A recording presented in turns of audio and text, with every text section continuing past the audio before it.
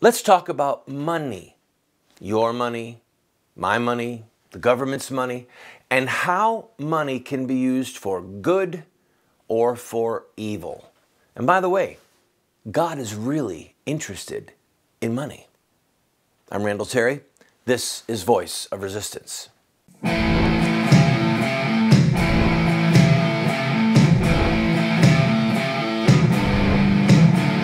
Those who forsake the law praise the wicked.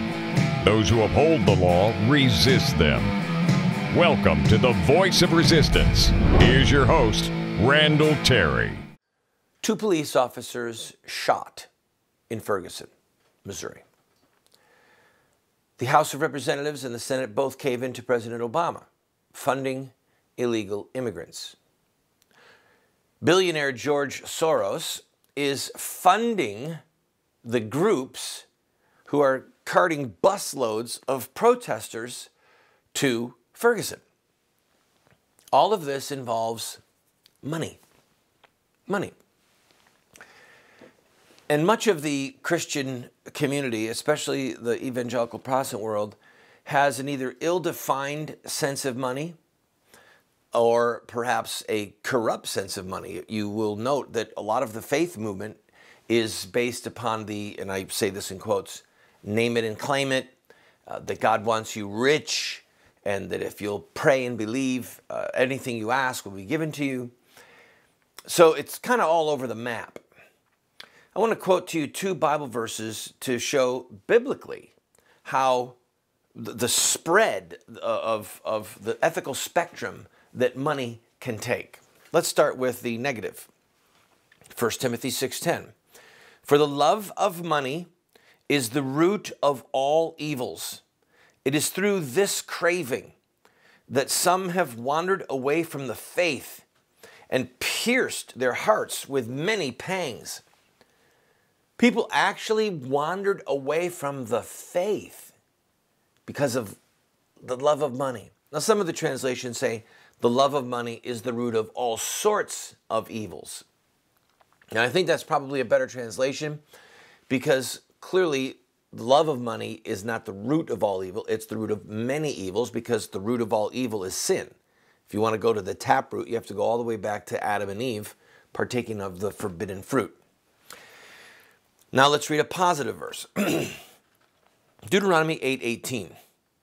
But thou shalt remember the Lord thy God, for it is he that giveth thee power to get wealth, that he may establish his covenant, which he swore unto thy fathers, as it is this day. God gives people, according to this passage, God gives people the power to get wealth. Why? Well, so that they can be fat, lazy, happy, dumb, and fat. Build bigger barns, right? No.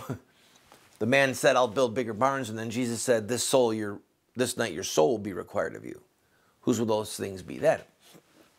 It says that he gives you power to get wealth so that he may establish his covenant.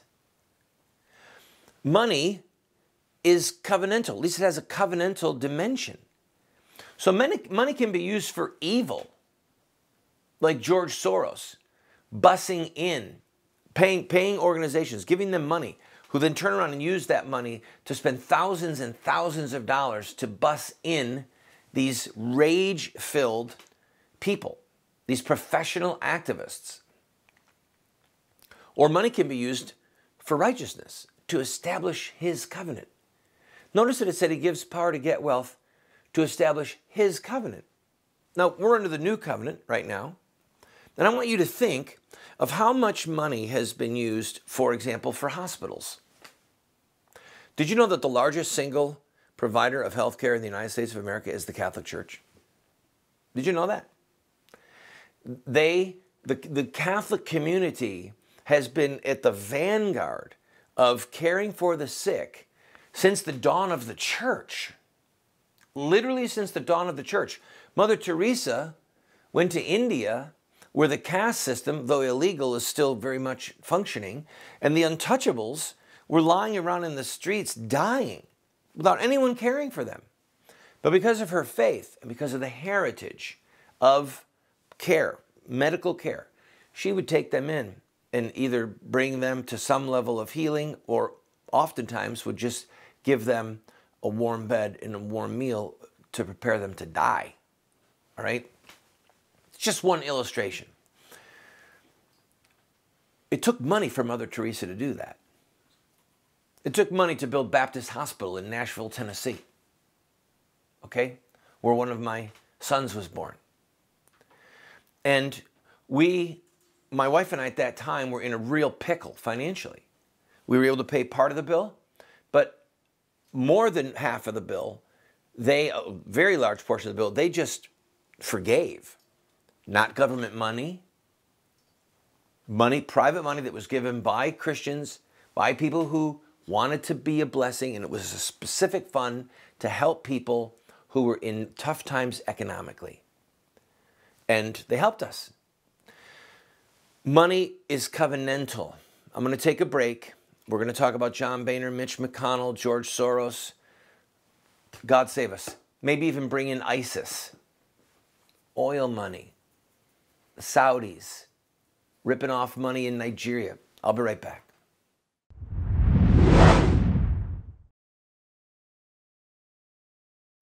Hey, everyone's been asking me, when's Unstoppable coming out on DVD? Well, it's here. And I have created my own deluxe signature version of Unstoppable that contains not only the movie, but over 5 hours of additional curriculum and study guides for your family. It's perfect for your homeschool, educational facility, small group Bible study, and family devotions. And I'm going to share with you some of the spiritual warfare that surrounded the release of this film. This box set also includes extended scenes, new music videos, the inside scoop on the whole Facebook controversy. So what are you waiting for? I made this special version with my family in mind, and I know your family will be blessed by it too. Unstoppable 2.0 Deluxe Signature Version, available only here at KurtCameron.com. I can't wait for you to experience what's inside.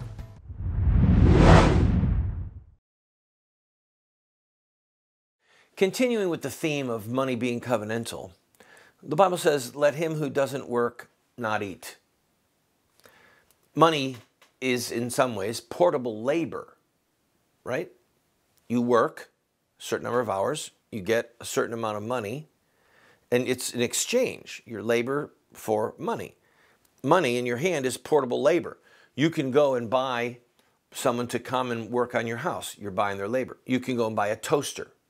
Well, that toaster had items that were mined and then molded and then crafted.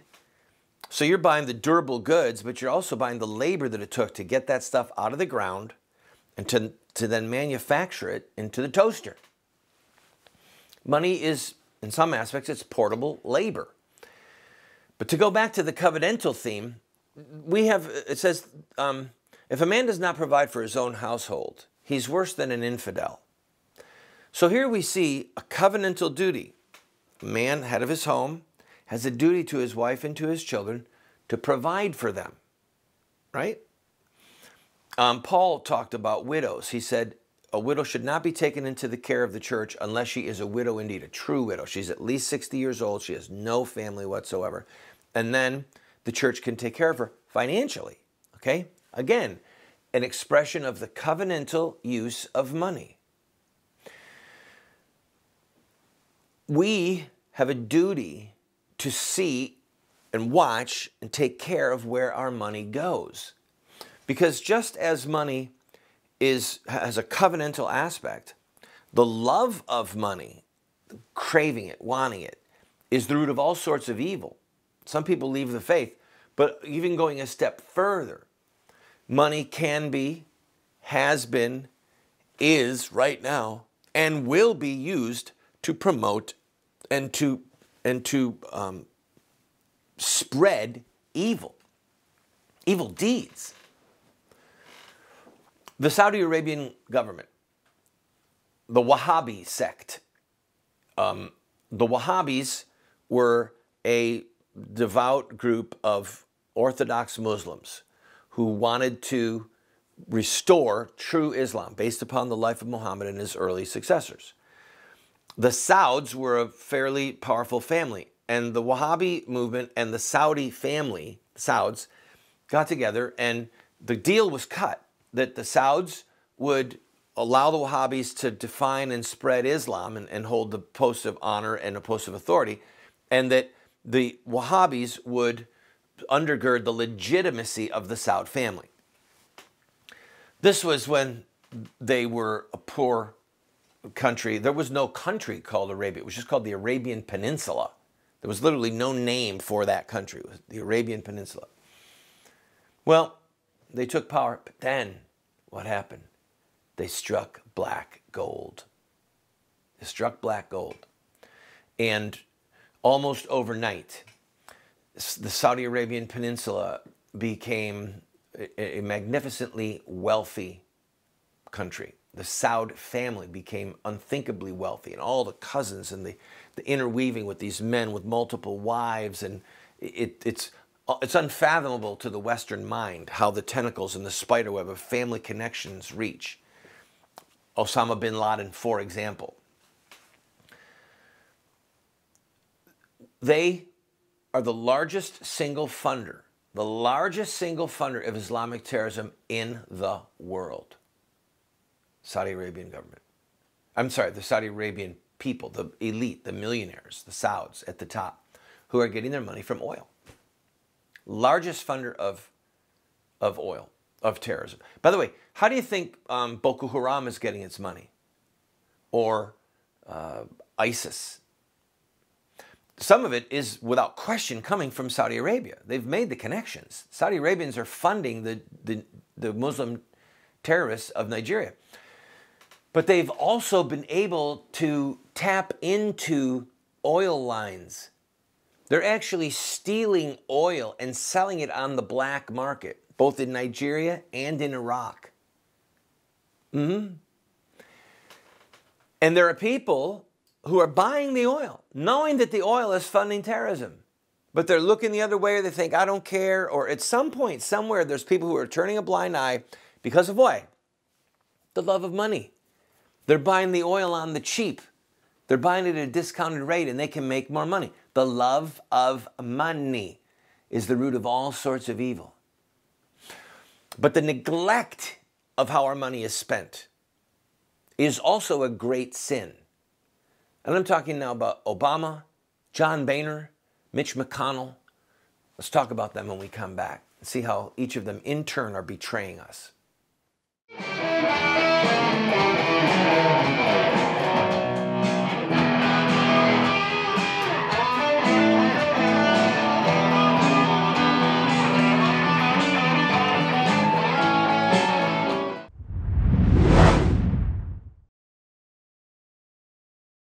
Do you want to get America out of the hands of wicked and unjust men and women who are destroying the republic before our eyes, and put leadership back into the hands of righteous men and women so that we don't die as a nation?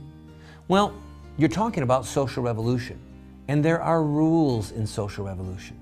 We can look at the victorious social revolutions of the past, such as the end of slavery, the end of child labor, women's voting rights, the end of segregation, and so much more, and learn from their victories. Look at their actions, their images, their rhetoric, their sacrifices, and their final fruit. We will send you this series that originally cost $129, 7 books for students, 1 teacher's guide, if you'll give a gift of any size and just pay for shipping and handling. Take advantage of it today.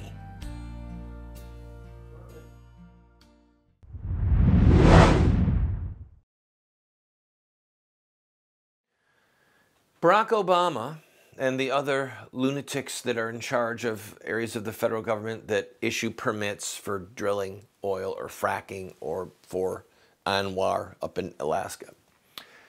These misguided souls, they know, please hear me, the people that are opposing the Keystone Pipeline, they know that money is being used at our gas pump. Money is going to our gas pumps in America, going to the Saudi Arabians, and that money is being used to fund Islamic terrorism.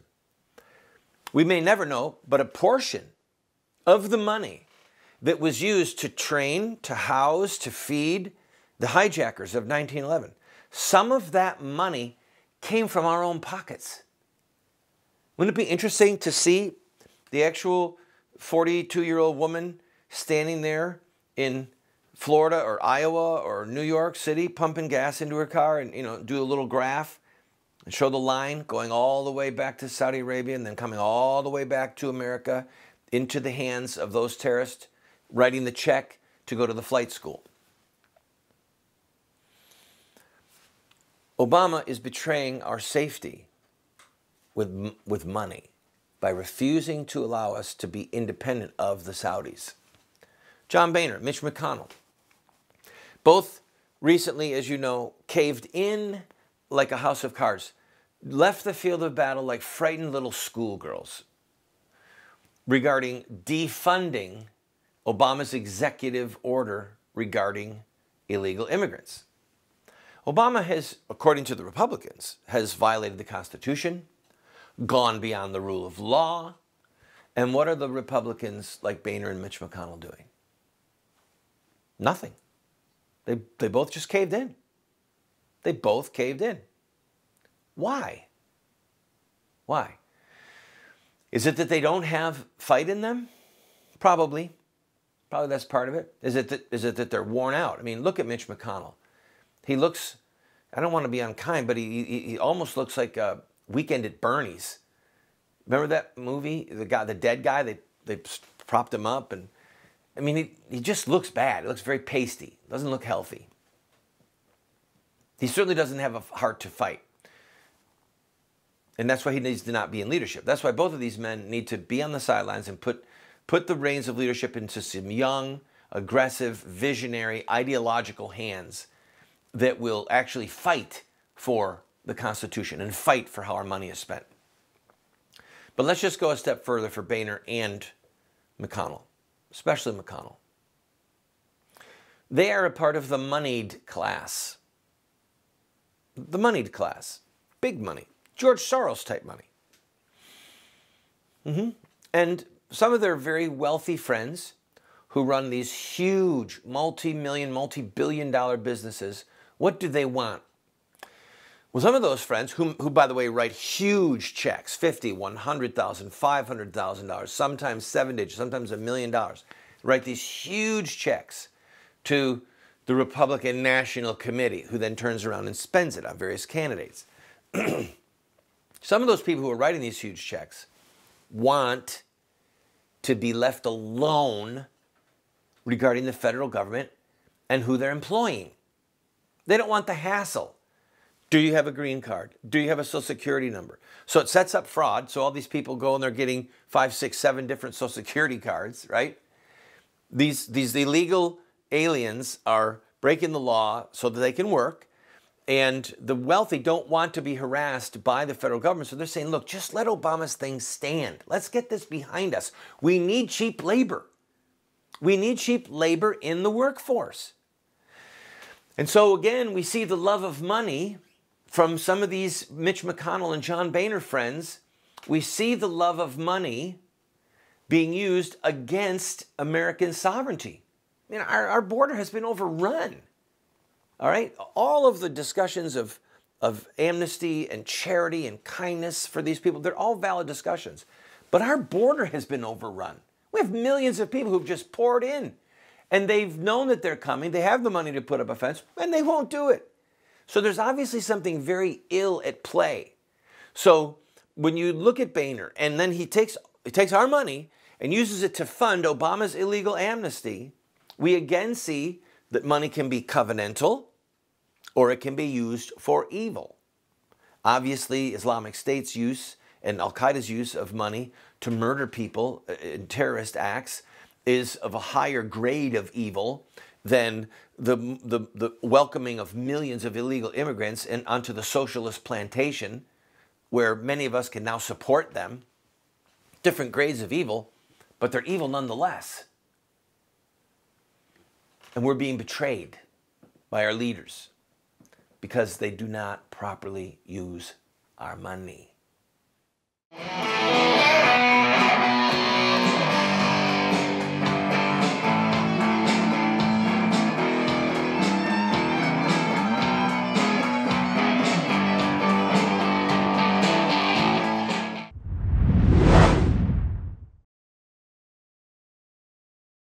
I have been a leader in the pro-life movement for 30 years, and sadly we have not prevailed in our goal to make it a criminal act to kill an unborn baby. There's reasons why we have failed. I wrote this book, A Humble Plea, to Catholic bishops, to evangelical clergy, and to lay people, explaining where we went wrong and what we have to do to prevail. We've made this available as a PDF online for free. I encourage you to go and download your own copy. Why does a nice guy like me keep getting thrown in jail? I have been arrested almost 50 times and spent over a year of my life locked up in various prison facilities. And I wrote a book, many books. In fact, one of them is called Why Does a Nice Guy Like Me Keep Getting Thrown in Jail? It's a theological work, answering those who say that the church should not be involved in politics or that we should retreat. I encourage you to get it. In fact, get one and give it to your pastor.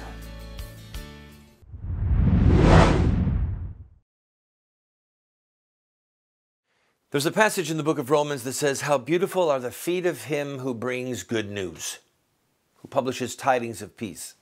Speaking, of course, about preaching the gospel and bringing good news to people. And I thought I would end, number one, on a more happy note, and number two, to ask you for help. I have, and I'm sure you have as well, helped fund various organizations or people or missions or churches over the years because we want to help with healthcare or with missions. People have given exorbitant sums of money to St. Jude Children's Research Hospital. And that hospital right now is saving one of our children, please God, from cancer. So I believe in money. I thank God for people who've helped support our ministry, our work over the years. You're watching me in a camera, through a camera that was purchased with donors' money. We love doing this show. It's an honor to do this show, to bring you a biblical look, a look at the news through a Christian biblical grid, a historic Orthodox Christian grid, and to motivate people to action, to warn people of the danger of Orthodox historic Islam. And I want to thank those of you who have stood with us. I want to thank those of you who have helped us. But I'm going to tell you something. You'd be shocked. You would be shocked if you knew the small number of people, how few people support us financially. You'd be shocked at how small our budget is. And that's why every once in a while I come to people and say, look, we need to buy this piece of equipment. We had to raise the money to buy these cameras. We didn't have the money to write a check. I do this program without a teleprompter. I have notes and there's nothing in front of me. All right. Once in a while, I'll read a passage of a verse or something or news from my computer, and Lane will put it up on the screen. But I don't have a teleprompter. This is hard work. This is study. This is an outline.